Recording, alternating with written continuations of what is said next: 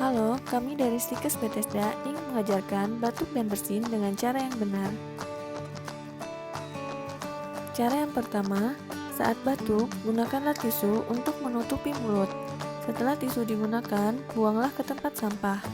Jika tidak ada tisu, bisa menggunakan sapu tangan untuk menutupi mulut.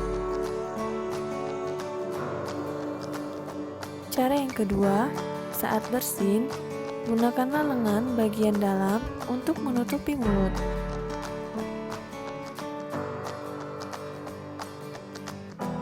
Dan cara yang ketiga, saat dalam keadaan sakit, gunakanlah masker.